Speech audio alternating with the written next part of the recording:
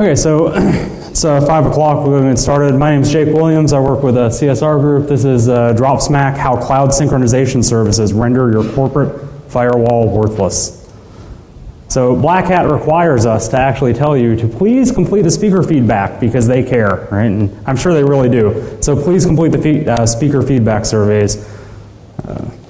So why trust me, right? Well, I've got more than a decade of work in systems engineering, malware reverse engineering, most importantly forensics. I'm doing a lot of PhD level research, looking at techniques for botnet detection. Won the DC3 forensics challenge twice in a row. Rock on, love DC3. Last summer I had the opportunity to develop a course on cloud forensics. Wow. This is a wide open field as far as the forensics and security of our cloud providers, and it's amazing how many people are moving to the cloud for security, and I think it's just the opposite. I've had a lot of time to research this. I'm working with SANS right now. We're redeveloping, I guess, a much larger course that won't be internal. Hopefully that'll come out this summer, so if you're interested in cloud forensics, stick on the SANS website. What's this going to be about? Well, in case you're in the wrong room, Dan Kaminsky is probably speaking somewhere else right now. I was told he's not at this conference, but usually it seems like every BlackHat he's speaking somewhere, and with my luck he'd be opposite me. But really we're going to look at cloud synchronization services like Dropbox. Basically when I look at a synchronization service, I'm talking about anything where you drop a file on a machine, it uploads to the cloud, and that automatically synchronizes to other devices. Sounds like a great user convenience thing.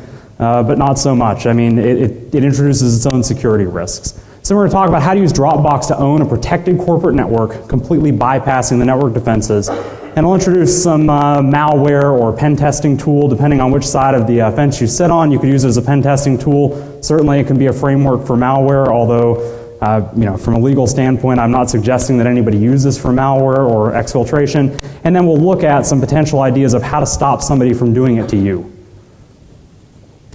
So, big disclaimer, because I really don't want to get sued.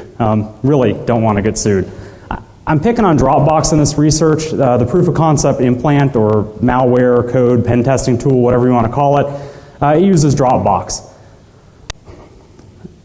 We're picking on Dropbox because of the Coca-Cola of file synchronization services, right? I could talk to you about Spider Oak, I could talk to you about Box.net, or any number of dozens of other cloud synchronization providers, but by a long shot, Dropbox is the most common. Dropbox is providing a command and control channel by design. This isn't something that Dropbox can go fix. By design, when you install Dropbox, you are creating a channel. It's exactly what you want it to do. It synchronizes files to the cloud and then ultimately back to any other device you have configured on the account. It just does it. Anything that I'm demoing here with Dropbox can be done much more easily to every other product that I tested. So I'll talk a little bit more about why Dropbox is a little bit more secure actually than some of the others. Basically the point here being is that this is the most secure by a long shot. Right? So it's only easier for any other synchronization service that we tested. I am not releasing a zero-day attack here. I cannot stress that strongly enough. Not releasing a zero-day attack here. I'm sure that somebody somewhere is going to blog that indeed, some guy hacked Dropbox. Yay, right? 0-day in Dropbox. I see the guy in the front row taking it on right now. I appreciate it. Thank you, sir. So, cloud synchronization, right? It applies more than just online backup. You place a file in a folder on any participating machine, it gets synchronized to all machines via the cloud, right? We're playing buzzword bingo, by the way, too. Right? When I get 5 buzzwords in here, somebody yell bingo. All right, so infecting files destined for a backup site, I think that would be really interesting, too. We're not getting command and control from that, but you start thinking about cloud backup, and this is something that I've been thinking a lot about here. If I'm a long-term adversary, right, APT, right, that's 2 for 5, right, for anybody who's counting buzzwords there. But you think about APT, they want to get into that backup solution. It shouldn't be a big secret, right, that they want to get into the backup solution so that when you restore the machine, they already have infected files sitting on the backup solution, PDFs, documents, you name it. Again, it would be great to get repeat infections from any given single attack. We're not going to be able to get command and control from that. But as far as long-term thought processes, that's something that I'm looking at as far as how would we defend against it. I mean, I'm certainly not APT, or I'd be standing up here going, hey, what I'm looking at is ways to But really, I think we need to think about how would we detect that, short of statically scanning our files, and I think we all know that's not going to work. We're going to use antivirus. Right. So Dropbox and their history of insecurity, right? And again, I'm picking on Dropbox because they've gotten the most press. Again, they're the Coca-Cola of file synchronization service. I'm not saying Dropbox authentication is horribly broken, but indeed several people did in 2011. We'll talk a little bit more about that later. Dropbox had an awesome no password day in 2011. I don't know if any of you guys saw this, but it was like free beer, right? And so for somewhere in the neighborhood of 2 or 3 hours, Dropbox didn't require a password at all. If you knew the unique ID of the user, that not necessarily their email, but Dropbox has a unique ID that does not change per user, you could access that user's account and download or upload files. Now, of course, Dropbox in their wonderful PR campaign wrote a blog post and said, hey, we're going to be more careful about the way we commit code from now on, because when we roll that out, that can be dangerous. And so essentially they blamed it on some insecure piece of code that they had pushed out globally, and they said they fixed it within hours, and anybody that had any accounts with any anomalous activity was contacted immediately, and so there was no actual damage from the compromise.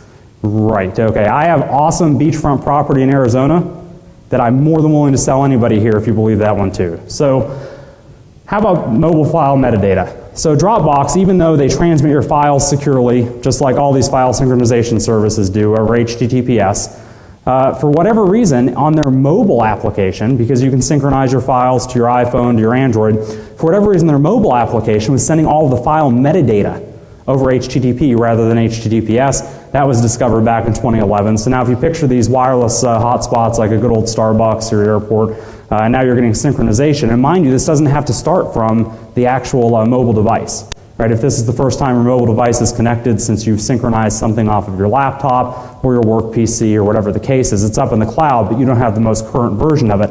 All of that metadata now is synchronizing back down, and it's in the clear to see. Again, Dropbox has obviously fixed that. Why aren't there any other products up here? Turns out nobody's looking at the lower tier providers. Not that I can find anyway. We've been looking a lot at these, much more to come on the insecurity of file synchronization and some of the awesome things that you can do with it. But for this, we had some foundational work. So I have a pen testing background, and as I started doing this cloud forensics course, I thought, hey, it's really bad, especially in companies that are employing MRTG or some type of bandwidth monitoring. I really don't want a spike coming back to whatever my bandwidth spike, coming back to whatever my command and control / exfiltration server is. I was thinking I would like to use Dropbox. Maybe I can surreptitiously install Dropbox, in this case, or some other synchronization service, something that uses Amazon S3, and we could just exfiltrate stuff out to out to that. Then it looks like it's traffic destined for S3, not spiking on my command and control server.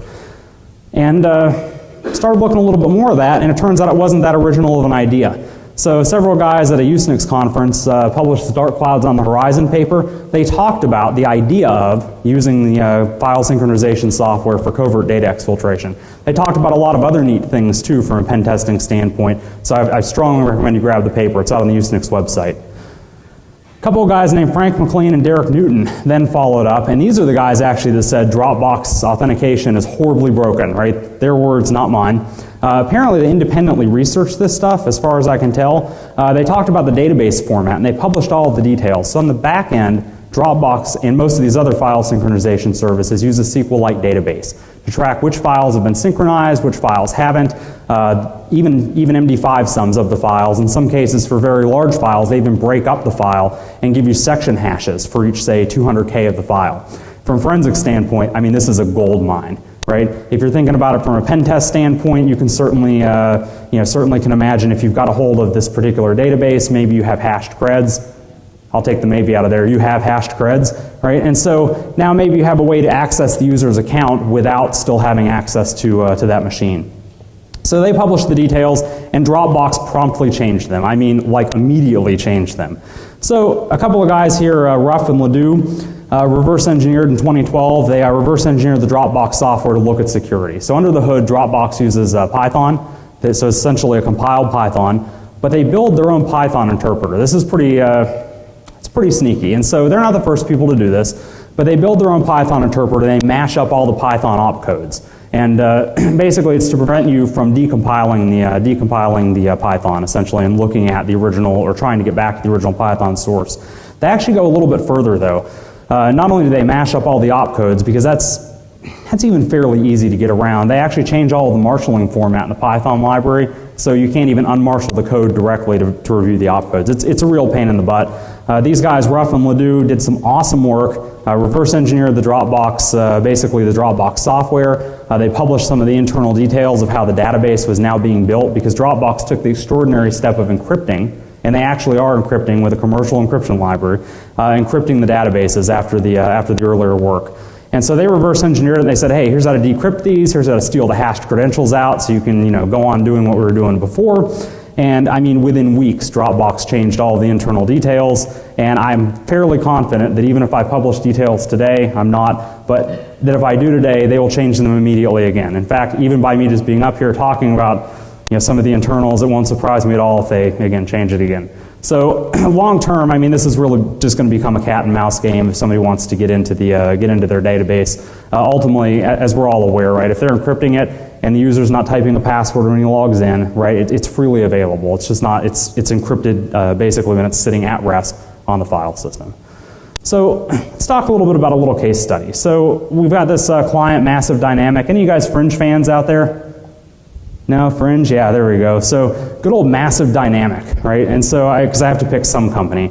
And basically they say no holds barred pen test. Act like APT, right? So no problem, we got that covered. Look at a long engagement time, but a completely black box, right? So you can call this a pen test, or you can look at this almost like the way I believe intrusions are probably happening today, right? So look at standard methods, right? They fail. Web portals, yeah, no go, right? Outdated patches on public servers, again, nothing. Social engineering, yeah, maybe you get some basic IT info, but we all know the deal, right? I mean, social engineering works a lot, and then, oftentimes it gets cut short by these wonderful employees who inform security, and then everybody's on alert, right? And so if you've got time to wait for that alert to go down, great. If not, find something else. You want to go to physical security? This guy scares me, right? So if you've got awesome armed security someplace, don't go and try to do pen testing there, right? This guy looks way, way too jumpy. As far as doing physical pen testing, I love to jump the front counter, steal the drive, grab the credentials and get on the domain. But again, that's not going to work in this case. How about spam, right? So again, another thing we often try when we're doing pen testing, you look at spam, maybe get some quick hits. Right, in this scenario, we'll say we got some quick hits. By the way, I love this little stop the spam or we'll shoot the dog, right?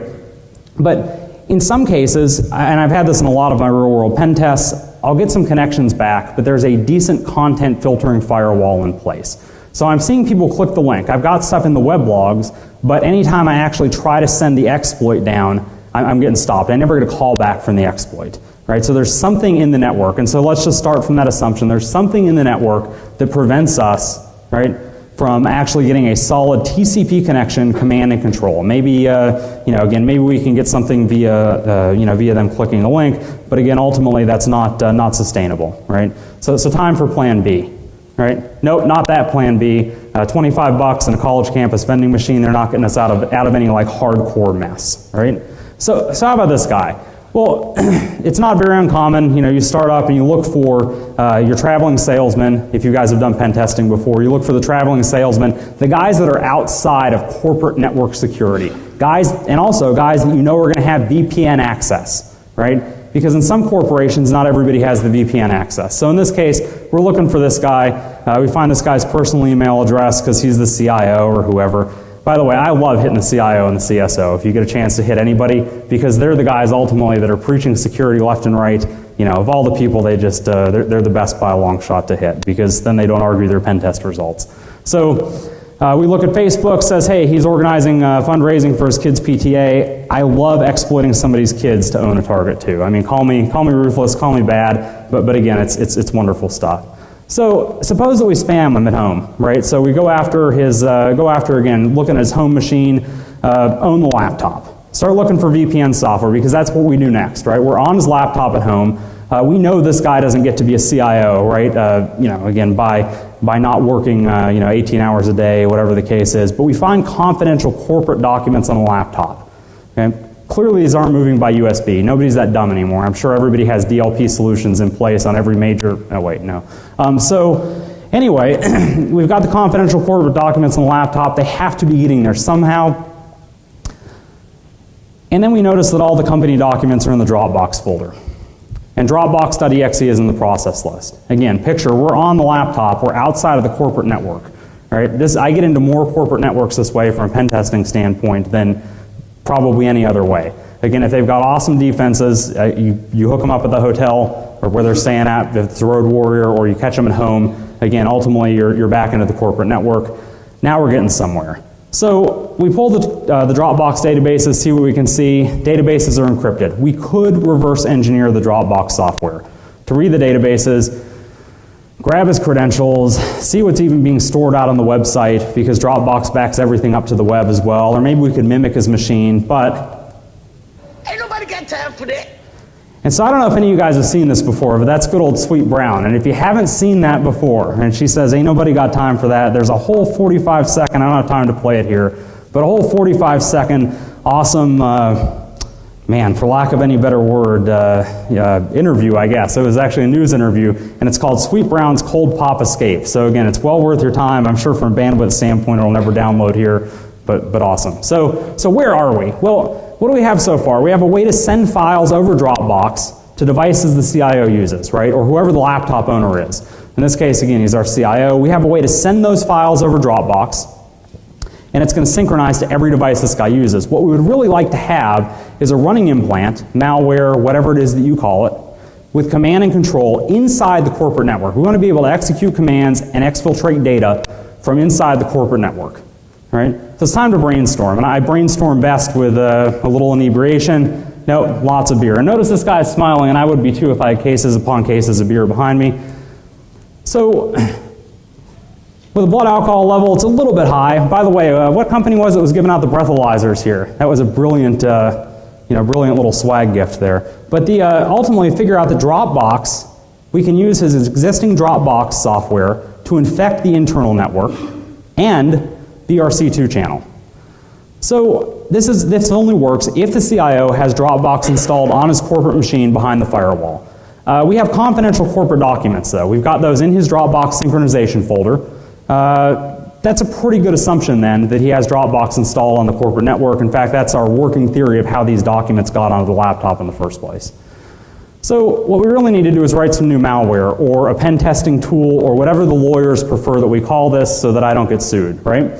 And so we could just deliver a standalone interpreter via Dropbox. We could infect a file, send a standalone interpreter, but let's not forget, we tried standard approaches first, and nothing else that we delivered has been able to call out of the network. And so delivering a standalone interpreter that creates a TCP connection out of the network probably isn't going to work here either.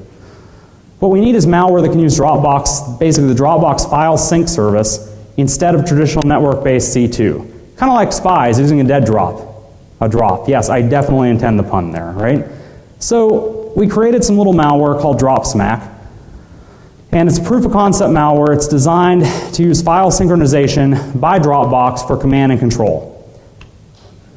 It's not really fast, but Dropbox is getting better every day. So when I put this together about 4 months ago, my average turnaround time, so say I'm pen testing, out of Georgia where I live, pen testing a client in Maryland, which is a fairly common occurrence, we had synchronization time somewhere on the order of 1 to 2 minutes. And today, tried it out, and I'm going from Amsterdam back to the States, VPNing into a machine back there we have for test, and I had synchronization times on the order of 30 seconds or less.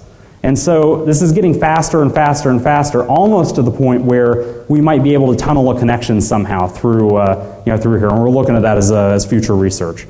So even without tunneling connections, though, we can certainly do store and forward. Data exfiltration and command output, they're sent by Dropbox synchronization. Again, exfil isn't that fast, but Dropbox is making it faster and faster and faster, and I love them for it, right? So again, I want to give mad props to the Dropbox development team. From a synchronization standpoint, they're definitely the fastest. So again, they're encrypting their databases, good for them, and they're making exfiltration awesomely fast. Again, good for them. I mean service, not exfiltration, awesomely fast. So how does this work? Well, if you prefer a picture, basically we've got the guy's laptop at home, and that's the local Dropbox share. We've got our Dropbox server, which we don't control and we don't need to control. Again, this is insecure, or however you want to word it, by design. And then we have a remote Dropbox share. Again, picture this inside the corporate network with all their wonderful defenses. And again, this is basically anything that we synchronize or place on the user laptop at home. And again, realize that because this is behind a Soho router, we have a full TCP connection in this case. So we have no problems at all controlling this machine at will. Anything that we synchronize here is ultimately going to copy over onto his workstation at work. So would I use this for long-term use? Not really. Right? I would prefer not to use this long-term, but once you have bidirectional command and control, you're no longer shooting in the dark. I mean, that's one of the hardest things when you have some defenses in the pen test, is figuring out what those defenses are. I mean, picture the case where you're able to go to the machine, sit down, start typing on the machine, and troubleshoot why your stuff doesn't work. Right? It just moves that much faster, and this is ultimately what that gives you. It gives you a chance to infiltrate the data and exfiltrate, basically query the box on the other side of the Dropbox server, and ultimately get answers back. And that allows you to troubleshoot and hopefully then leave this entirely behind. Right? Again, I would not want to use this for long-term use. I couldn't be any clearer about that. But again, anytime you're able to observe results from failures, that is a huge, huge help. And we know that this guy gets traffic out of the network. Dropbox is getting out of the network. It's just a matter of finding out what those defenses are and how traffic leaves the network. Right? Usually when I get blocked in one of these cases, I later find out that there's a proxy someplace, and we're just not pointing at the proxy. Right? So, or some type of authenticating proxy, whatever the case is. So put together a small implant. Again, it implements some really, really basic commands. Put, get, delete, execute, sleep, and move. We looked at adding more, but this combination gets you everywhere that you need to go. I mean, there's basically, at the point that you have put, get, and execute, you've got the full super set of commands. You can build everything else with that. The other stuff's just convenience, because I got tired of running a command to either move a file, delete a file, or hang on for a minute to do tasking.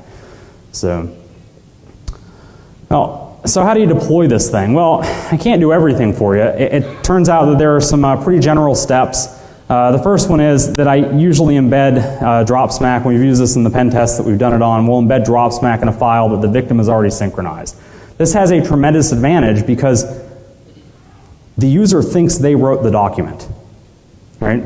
So again, try and let it sink in for a minute. It's not like you're sending the user a document where you say, okay, well, hopefully they'll buy that the return address came from the CEO, and they'll click the document, and certainly then they'll be owned. In this case, the user actually thinks they wrote the document, or at least that they own the document, there's nothing to be suspicious about.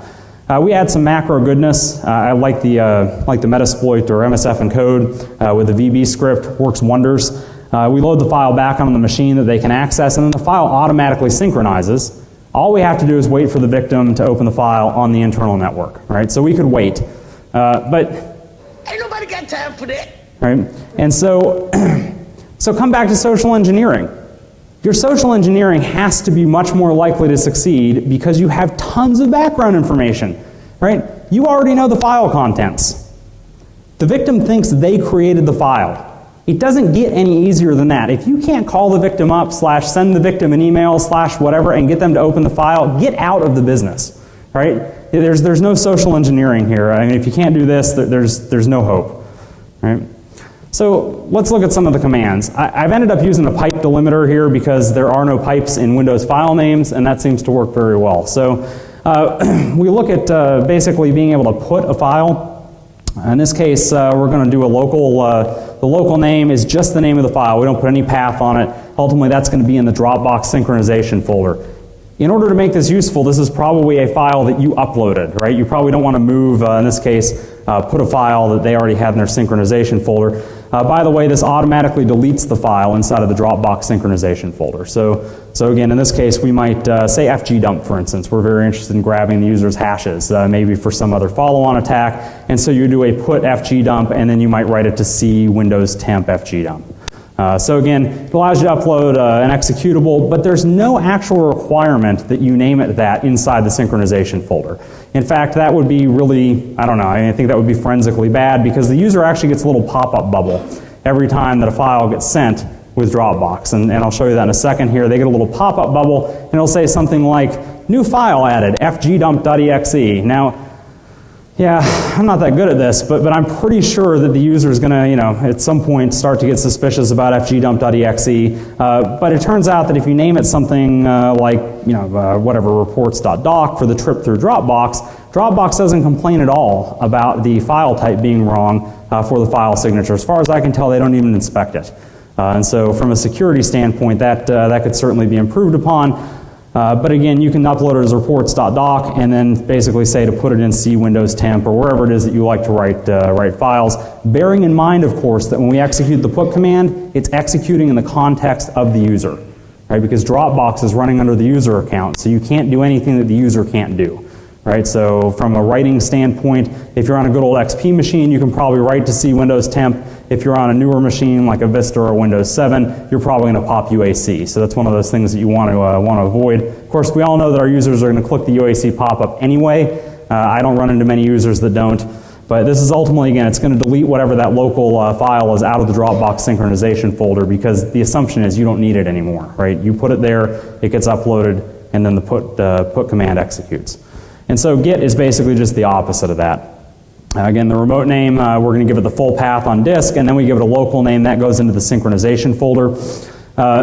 Again, a local name doesn't specify a path. So in this case, it will not delete the file off of, to be very clear, it doesn't delete the file off of the remote system. So this, again, is how we would do some type of exfiltration as opposed to sending commands in. Or if we need to get the output of commands back, we would use a git as well. So exec. Ultimately, it's going to execute a command on the remote machine. And again, this is executed on the user's context, user's account context. We don't want to pop UAC. The command output is not automatically recorded. This is something we played around with. Originally, we were recording all the output. So a command would execute, we would grab all the output and write it to a log file and spit it back into the user's Dropbox folder and it's synchronized. The problem with that is every time you write a new file, you get another pop-up balloon. And we found out that most of the time, we didn't really care what was coming out from a command, from a command standpoint. If we wanted to redirect something, we would do a git on that file. We would redirect the output to a file and do a git on it after that. From a standard, pen testing piece, you generally try to avoid writing files to the disk in the first place, but since I can't avoid writing files at all here, it doesn't really matter, right? Whether we write it in one location or two locations. And so ultimately that was a design choice that we made. We've got a move command. Again, this is just a utility or a convenience command. It could be done with exec. You could pop a command prompt and certainly make a file move. But we found out that we were wanting to move files around enough that we implemented that separately. Implemented a delete command. Again, just another convenience piece. This could certainly be done with cmd.exe and deleting a file, but it just avoids popping another command prompt. And there are a couple of antiviruses out there that get really squirrely when you start running command prompts from some processes that don't have associated GUIs. Who knew? So then we had sleep. And so this is actually kind of counterintuitive, but again, because every file that's sent by Dropbox creates noise on the target in the form of those pop-ups, we wanted to do whatever we could to minimize the number of times that we had to send files, tasking files, to the user's account. What sleep allows us to do is basically execute a machine survey. We know that the machine survey is going to take some number or some amount of time. Anytime a good adversary gets on your machine in the first place, they're going to survey it and figure out, is this really someplace I want to be? Likewise, again, we're only using this because we can't figure out a way yet to get a standard TCP connection, a solid TCP connection out of the network. In which case, we're definitely going to do some survey to figure out networking setups, basically networking setups, proxies, whatever it is that might be blocking us. What sleep allowed us to do is to send one tasking file, basically where we would do a put to send up our survey binary or survey batch script, whatever the case was, and then wait for it to finish executing. So we would do a sleep, and then we would ultimately grab that back. In one early version, we thought about not needing a sleep, and we said, well, we'll just wait for commands to finish executing. There's an inherent problem here in that we can't ever troubleshoot this, right, until we get on the machine, in which case we don't really need this, right, or on the machine via some other method. And unfortunately, we ran into a couple of misbehaving binaries where there was some problem on the machine, whatever the case was, that program didn't stop executing, and then we lost our command and control. And so it was a bad time was had by all, and so we just decided to implement sleep. So how do you detect this kind of stuff? Well, the IDS at this point is 100% worthless, right? The IDS will not protect you, and that kind of makes sense if you think about it. One, Dropbox is sending everything out via HTTPS. And unless you're inspecting all of your HTTPS or your SSL encrypted connections, then again, what are you going to see in this case? Even if you're looking for executables over the wire or whatever the case is, again, these are encrypted. I don't think the IDS is going to help you. Firewalls, again, mostly worthless, right? However this user is set up, he's already configured to allow, or the administrators have already configured to allow Dropbox out of the network. And so, since you're abusing the fact that Dropbox is already allowed out of the network and to download files over the network, again, what's the firewall going to do at this point? It's very difficult, especially, again, over those encrypted channels, to differentiate your traffic, right? To differentiate your traffic from any other legitimate Dropbox traffic. Is antivirus going to catch us? Come on, right? I mean, what can't you do with yeah, anyway, I'll leave that one alone. I don't want to get sued by antivirus vendors on top of Dropbox. But how about DLP software? This is really worthless too, in this case. It's worthless for a whole lot more reasons than just the fact it doesn't protect you from this attack. DLP software in general is trivial to bypass. But think about what we're doing here, right? The DLP software doesn't even get the chance to say, is this file writing, for instance, to a USB drive? Or are we writing this file to a network share? I'm not seeing a whole lot of DLP software out there that's set up where it'll actually detect, or it's checking to see, are we writing to a local directory on the system that happens to be configured by Dropbox to synchronize out to the web. Right? And so that's the challenge that the DLP software has. If it were going to detect this, if it were going to detect, for instance, an Excel file that we're exfiltrating full of social security numbers, right? Or credit card numbers, whatever the case is, the whole idea of what the DLP software is supposed to be designed to detect. Again, the challenge that they're up against is that they're looking for a file being written to a local folder. And again, maybe they're monitoring the default directories, but users can configure others. Again, I don't see DLP software winning this. Whitelisting software, I'll give these guys a win. Ultimately, they're not going to let the new application execute, but certainly we know how to get around whitelisting software. Some of the new PowerShell hacks where they're throwing stuff right into memory, that seems to work pretty well. So, how about next generation firewalls? Because a couple of people questioned me on this that were reviewing some of the slides. I can hear the CISO now. Their shiny next-gen firewall is going to save us from this horror. Well, only sort of, right? And so if your next-gen firewall is set up as a proxy, and you have configured the certificates on all the machines to trust this proxy so that you can do SSL decryption in the middle, maybe this saves you. The reality is, though, that pulled some data where some people looked at next-gen firewalls and who was happy with them, who wasn't.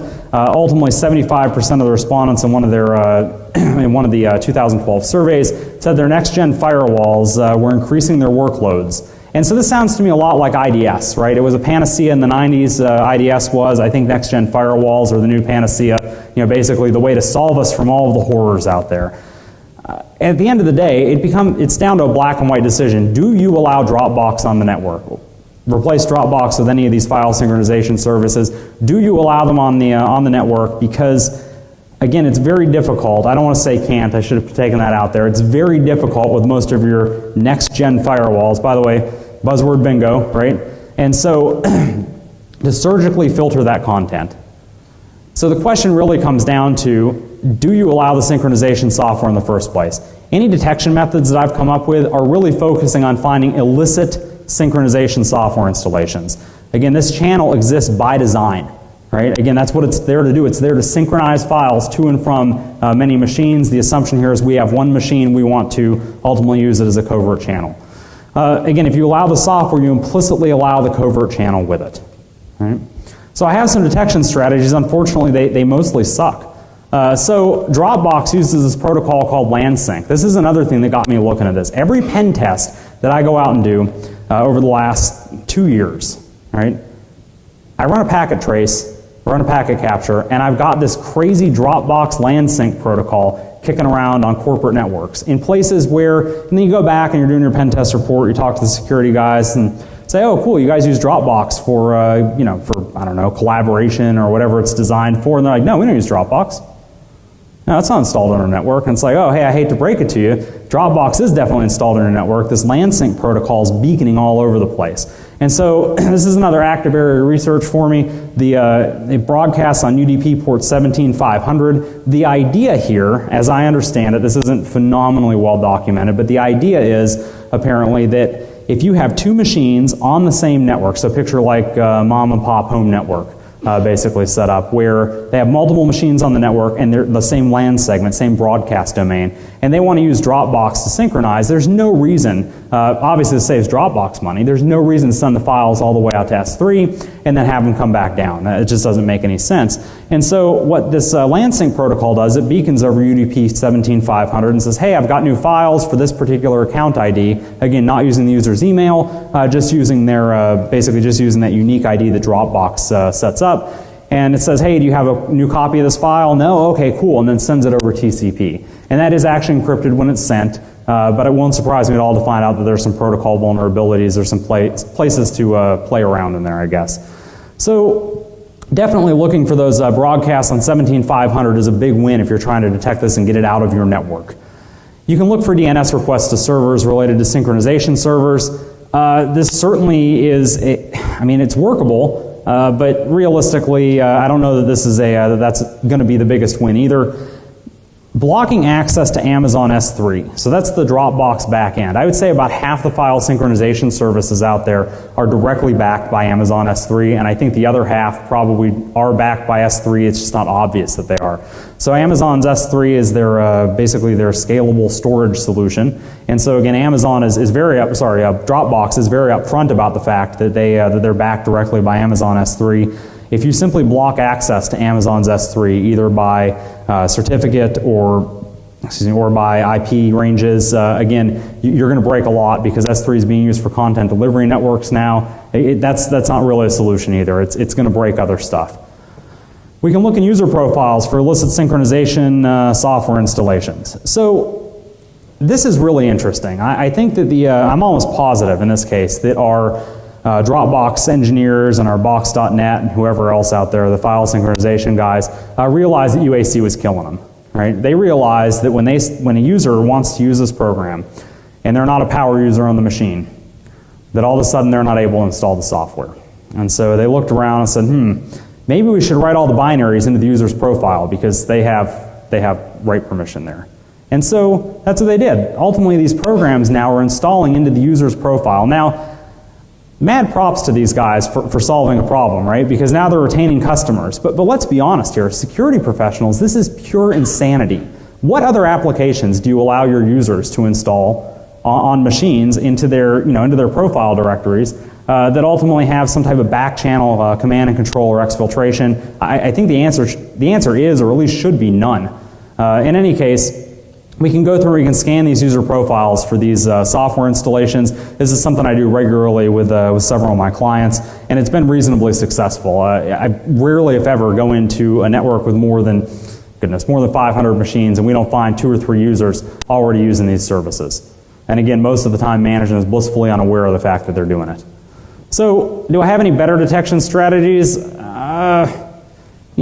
Here and there, I'm working on some stuff with Bro IDS right now, but realistically, not right now. Better detection strategies, not really. Again, you're taking the vulnerability with the convenience. If you want the convenience of the software, right, then ultimately you have to take the vulnerability along with it.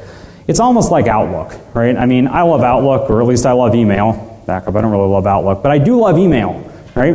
And so, again, it's much like that. If you want email, you're already creating a command and control channel there. It just so happens everybody's looking at it.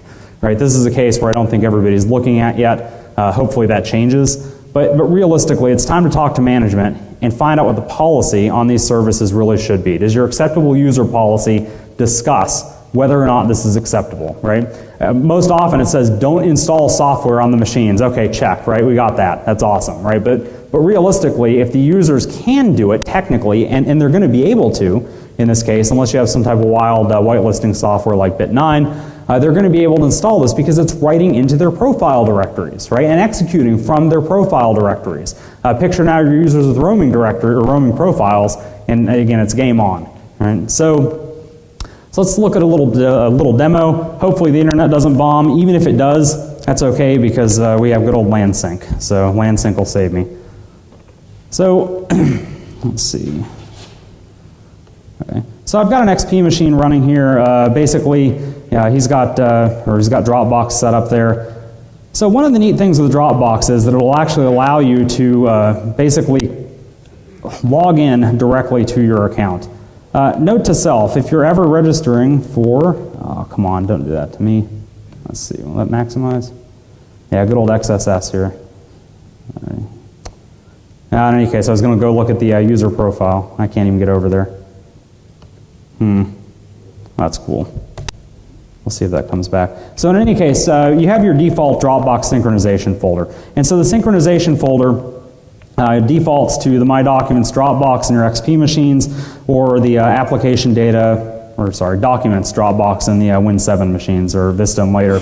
And so again, all we're really doing here is we're ultimately running, again, we're going to ultimately execute some code. I don't have Office installed on here, so I basically pre-infected the machine. But if we open up a task manager, as delivered, and this should be on your conference CD as well, as delivered, it's actually running as dropsync.exe. And so it sounds sort of legitimate. It runs with Dropbox, installs into the user profile.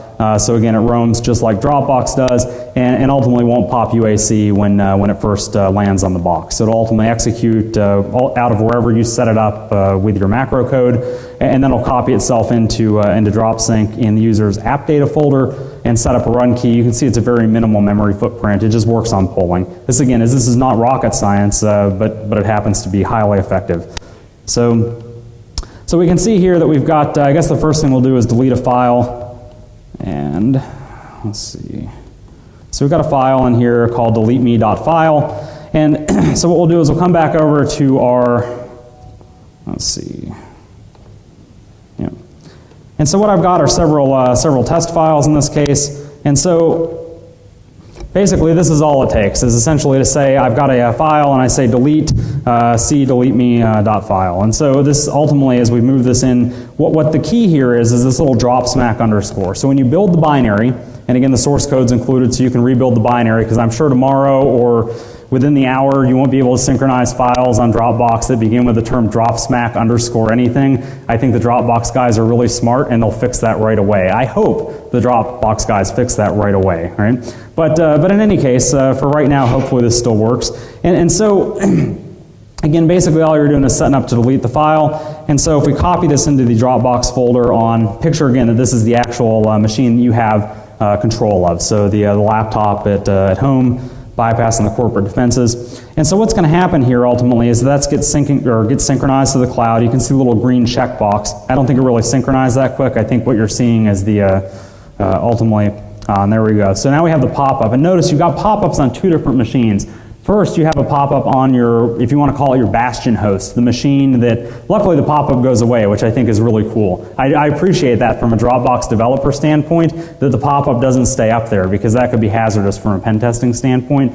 But as we've used this with pen testing, I found that it's highly effective, or most effective at least, to condition the user to see the same file name pop up again and again and again and again. And so when I'm sending a file over, I use the same file name, usually something .xls, and when we're pulling exfil data back, it's the same file name, .xls. And so the user just gets conditioned to seeing that damn file again and again and again, whatever that happens to be, whether it's TPS reports or whatever the case is. And so ultimately then that command gets picked up on the other side here. We can see here on the XP side that for whatever reason the pop-ups are actually staying up there. That's awesome. But in any case, that deleteme.file is now gone from the C drive. So we've got a good delete set up. Likewise, we can set up to do, let's see, what's in the exec? So exec, if we wanted to run calc, for instance, on the target, you would never really want to run calc, but that's cool. And so we set up, and then calc will start over on the target in a second.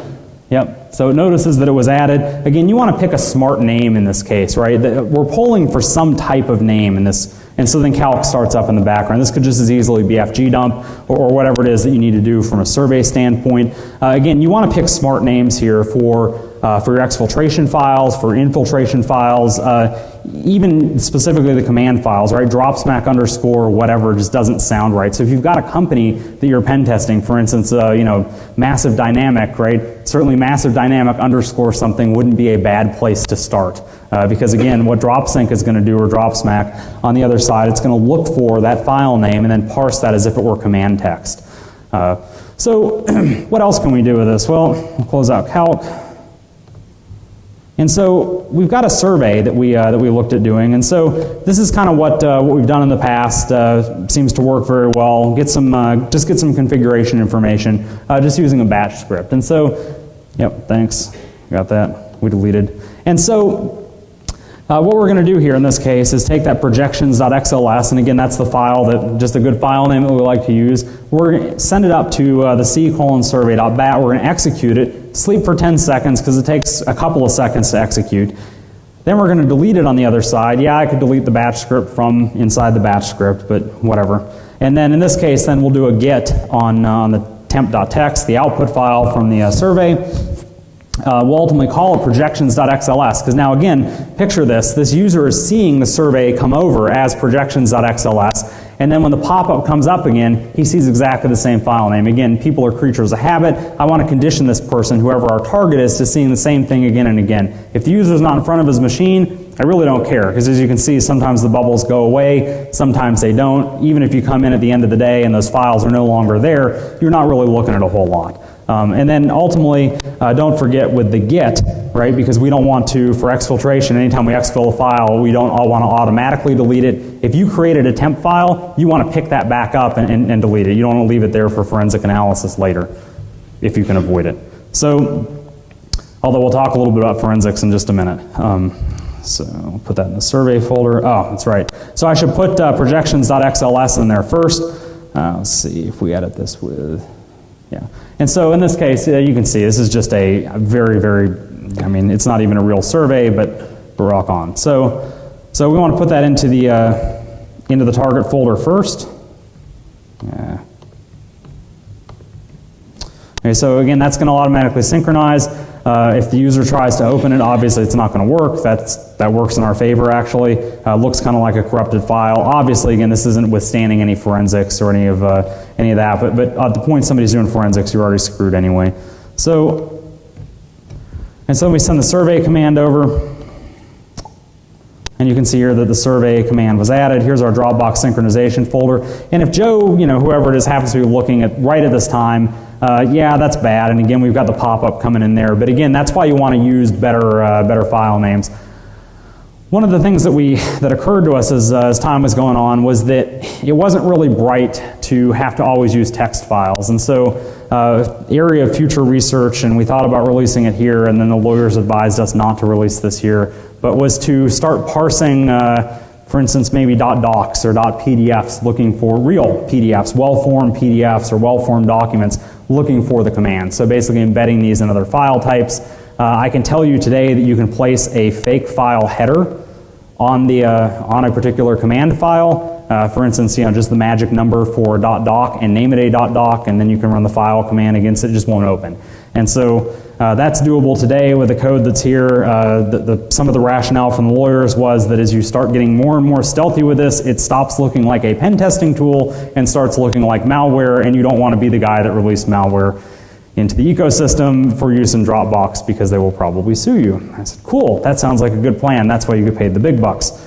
So ultimately have this projections.xls. This doesn't automatically do anything except synchronize to the cloud. Now, if you happen to get the guy's cloud, basically his cloud password here for whatever reason, be it a keylogger, be it because you stole his database and you reverse engineered how Dropbox stores those credentials, whatever the case is, you're able to come and not have to control the laptop anymore. This is kind of a key point here, is that if you're able to grab these credentials, and you can in almost every service but Dropbox, as in it's trivially easy in almost every service but, back up, Every service that I evaluated, except for Dropbox, did not encrypt their databases. They hashed a password, oftentimes not even hashing it, it was encoded in some way, so you could actually get the plain text password back. But it turns out that as long as you had the hash, it didn't really matter. Again, these are all basically set up so that it's for user convenience. So the user can click the little thing on the side,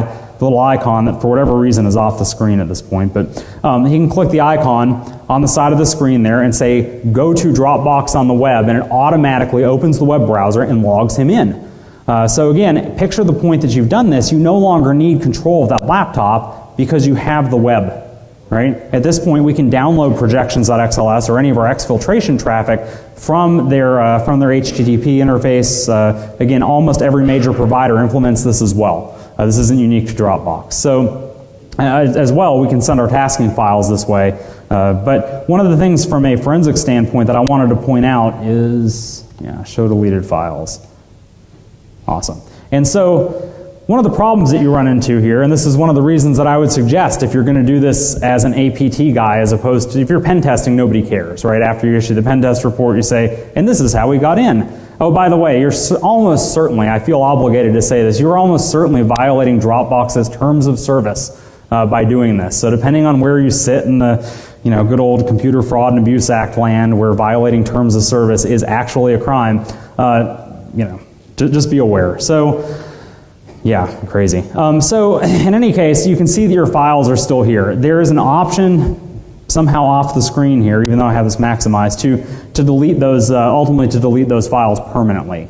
That's great. It turns out the Dropbox still will have kept a log, which is one of the reasons that you want to keep these files named something appropriate. So even after you delete the files here, even though you won't be able to pull the file back anymore for inspection, from a forensic standpoint, one of your high-speed forensicators can still come in and identify the fact that there's basically that these file names have been in play. And so if you uploaded something as fgdump.exe, that wouldn't be very stealthy. But if you happen to have done that, then again, that's going to be sitting in the Dropbox folder for anyone to see.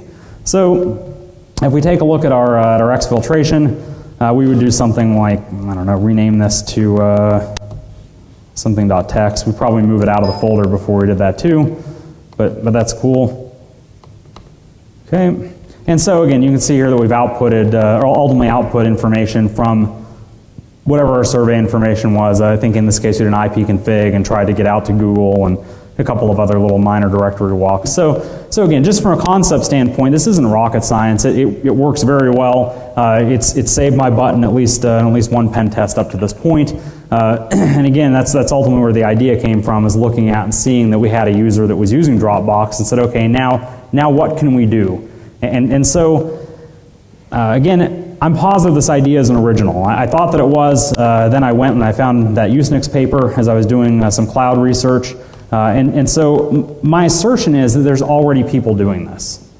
So I don't think I'm releasing, I mean, maybe the fact that I'm bringing it up at BlackHat, I don't know. I haven't seen any adversaries doing this yet. I don't have any evidence that there's, or any forensic evidence that there's malware out there that's synchronizing using these services, but I bet the money in my pocket that it's already happening. And if it wasn't before today, I can almost guarantee you by tomorrow somebody's going to, somebody will do it.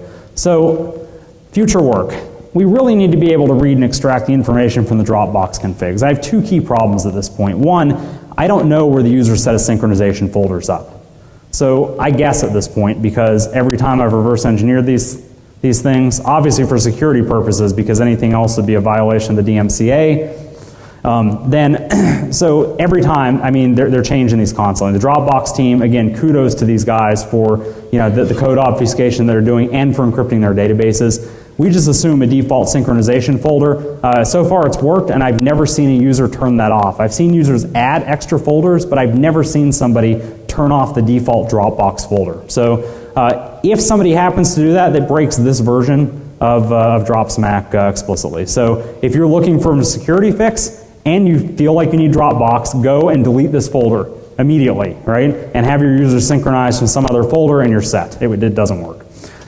These pop-up notifications are a giant pain in the butt, right? I don't particularly appreciate these. Users probably do. If you were going to use this as a solid, command and control channel for some extended period of time, I would really, really, really want to get rid of these. So, need to find some kind of strategy to get rid of these pop-ups. We're creating a lot of them.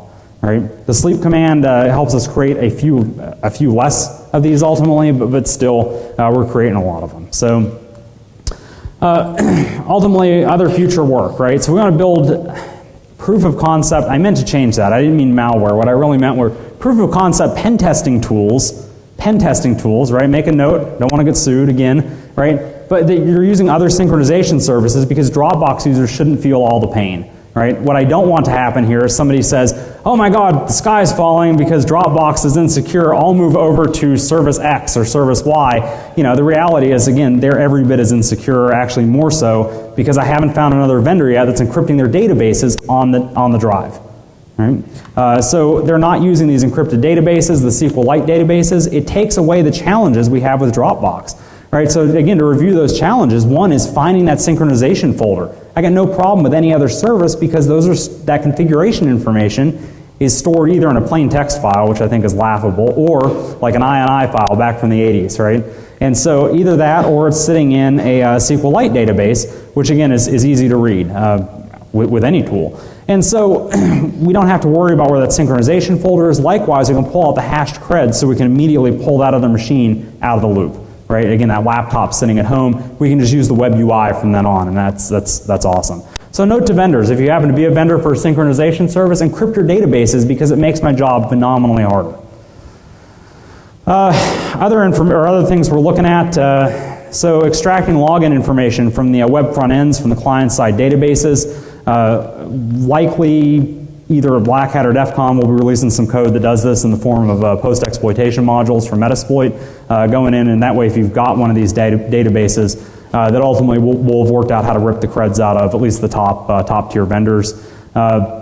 Again, if we can get credentials some other way, like the user logging in, that would be awesome, maybe with a keylogger or something. But the reality is that Dropbox and the ilk, they make it very easy for the user. The user enters the credentials once when they set the program up, and then they never have to type them in again. So unless the user manually opened up the browser, surfed over to the site, and typed in his password, that would be the only time that would be of any consequence. One of the things that's really, really interesting, though, is if you log in, we figured out that if you log in and you create your account, essentially, so let's say that I'm using a super insecure password like ABC123, as my password, or something like password, whatever the case is. And so Dropbox on my machine now is using password, or whatever that is, as the password. And so down the road, some security guy comes to me and says, hey, that is a really stupid password, you should fix that. And I go and fix it. It doesn't invalidate those machines that are already set up to synchronize. You would think then you would have to go re-enter your password on these other synchronization machines, or these other machines that are set to use password as a password, but it turns out that's not at all the case. And so, at least it isn't today. I hope that change gets made tomorrow, because again, this is a horribly insecure setup. Again, I'm sure you can picture some of the evil ramifications of that, but ultimately extracting this login information so that we can totally cut out whatever this bastion host is. Again, it's an active area of research for us. We expect to release some code later this year on it. So what's the conclusion? Well, this isn't rocket science, right? Anybody could have written it. If you're a pen tester that finds this useful, I'm glad I could be of help. The real point here is I want to demonstrate the vulnerability that this is real. I mean, these file synchronization applications create a real vulnerability in your network. Not because they have bad code and they're going to get exploited with some buffer overflow, although I think that's certainly possible as well. Again, just because they're creating that backdoor, basically a command and control channel. If you're comfortable with the vulnerability, rock on. Forget I ever gave this talk. All right? If you're not comfortable with the vulnerability, if you think, wow, this is insane that I have this channel that's not being protected by DLP, it's probably not being protected by my firewall, right? And Jake just showed me how to issue command and control and release binaries on DVD, then this is a conversation you should be having with your security team, or you may be your security team. I don't know, make it, have the conversation with the, with the CFO or whoever it is that makes those decisions.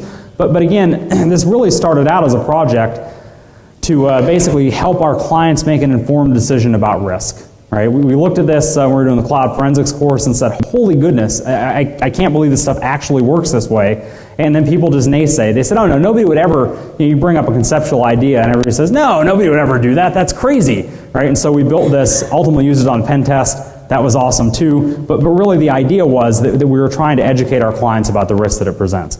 So again, BlackHat would really appreciate it if you do feedback surveys. And Thank you for your time and attention. I'll be happy to answer any questions you guys have. Thanks.